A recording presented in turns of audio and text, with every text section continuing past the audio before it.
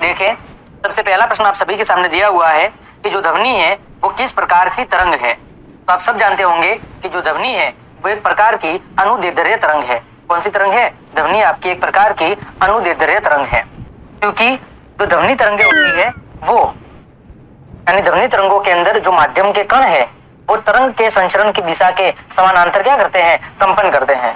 ध्वनि के अंदर जो माध्यम के कण है, ध्वनि तरंग के अंदर जो माध्यम के आपके कण होते हैं, वो माध्यम के जो कण है वो तरंग के संचरण की दिशा के समानांतर कंपन करते हैं। तरंग के संचरण की दिशा के क्या करते हैं? समानांतर कंपन करते हैं। इस वजह से कौन सी तरंग है? ये आपके अनुदैर्ध्य तरंग है। ठीक, आगे बात करें, ध्वनि के संचरण के लिए क्या आवश्यक है? तो ध्वनि के संचरण के लिए कोई न कोई माध्यम जरूरी है, चाहे वो ठोस माध्यम हो, चाहे वो द्रव हो, या फिर चाहे वो गैस हो। ठीक है, बिना माध्यम के ध्वनि का संचरण संभव नहीं है और निर्वात के अंदर ध्वनि का संचरण बिल्कुल भी संभव नहीं है। आगे बढ़े हम, ध्वनि की जो गति है वो सबसे अधिकतम किसमें होती है? तो ध्वनि की जो गति है वो सबसे अधिकतम होती है ठोस के अंदर। इसमें होती है ठोस में, फिर द्रव में और गैस के अंदर न्यूनतम होती है। तो यहाँ पर देखो, जो लोहा है वो क्या है? आपका एक ठोस पदार्थ है। इस वजह से ध्वनि की जो अधिकतम गति है वो कहाँ पर होगी? लोहे के अंदर होगी। और निर्वात के अंदर ध्वनि की जो गति है वो क्या होगी? शून्य होगी। क्या होगी? शून्य होगी। आगे बढ़े, आवर्ती का एसआई मात्रक क्या है? तो आवर्ती का जो एसआई मात्रक है वो होता है हर्ट्ज। क्या होता है? हर्ट्ज होता है। और हमें पता है कि आवर्ती का जो सूत्र है आवृत्ति एफ बराबर क्या होता है? कंपनों की संख्या बटे में समय। क्या होती है? कंपनों की संख्या बटे में समय। ये क्या है? ये आवर्ती का सूत्र है। मीटर किसका मात्रक है? तो दूरी का जो मात्रक है वो मीटर है। सेकंड किसका मात्रक है? समय का। और न्यूटन किसका मात्रक है? तो बल का है। आगे बढ़े हम, एक कंपन को पूरा करने में लगने वाले समय को क्या कहते हैं?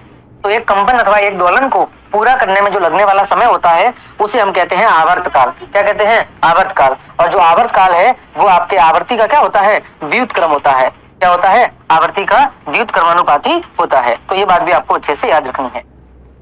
आगे बढ़े, ध्वनि की जो प्रबलता है वो किस पर निर्भर करती है? तो ध्वनि की जो प्रबलता है वो निर्भर करती है ध्वनि के आयाम पर।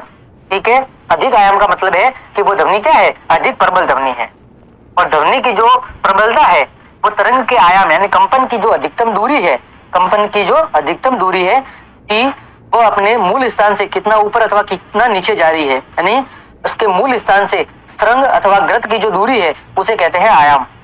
तो ध्वनि की जो प्रबलता है वो उसके आयाम पर निर्भर करती है और आयाम को ए से प्रदर्शित करते हैं। आगे देखो, ध्वनि की जो पिच है, जो तारत्व है वो किस पर निर्भर करती है? तो ध्वनि का जो तारत्व है वो निर्भर करता है उसकी आवृत्ति पर। ठीक है, उच्च आवृत्ति का ध्वनि, उच्च आवृत्ति की यदि ध्वनि है इसका मतलब है कि वो कैसी ध्वनि होगी? तो 20 हर्ट्ज से जो कम ध्वनि आवृत्ति वाली ध्वनि तरंगे होती है उन्हें कहते हैं अवसर्व्य ध्वनि तरंगे। और इन तरंगों को जो मनुष्य है, इन तरंगों को मनुष्य सुन नहीं सकता है। तो ये बात भी आप ध्यान रखेंगे। 20,000 हर्ट्ज से अधिक आवृत्ति वाली ध्वनि तरंगों को क्या कहते हैं? तो 20,000 हर्ट्ज से अधिक आवृत्ति वाली जो ध्वनि तरंगे हैं उन्हें कहते हैं प्यारे विद्यार्थियों प्रासर्व्य ध्वनि, है ना। जैसे आपने देखा होगा कि जो कुत्ते होते हैं, इसके अलावा चमगादड़ होते हैं, ये इस प्रकार की ध्वनि का उपयोग करते हैं। ऐसी ध्वनि को जो मनुष्य है, ऐसी ध्वनि को मनुष्य सुन नहीं सकता है। तो हमने यहाँ पर देखा कि जो सर्व्य ध्वनि है उसकी प्रास होती है 20 हर्ट्ज से लेकर 20 किलो हर्ट्ज तक। अवसर्व्य ध्वनि की प्रास होती है 20 हर्ट्ज से कम, और प्रासर्व्य ध्वनि की जो प्रास होती है वो 20 किलो हर्ट्ज से क्या होती है? ज्यादा होती है। तो ये बात आप अच्छे से याद रखेंगे। ठीक, आगे बढ़े, ध्वनि का परावर्तन क्या कहलाता है? तो ध्वनि का जो परावर्तन है उसे कहते हैं हम प्रतिध्वनि। ध्वनि का परावर्तन क्या कहलाता है? प्रतिध्वनि। जो हमें तब सुनाई देता है जब परावर्तित जो ध्वनि है वो मूल ध्वनि के बाद हमारे कानों तक पहुंचती है। जैसे आपने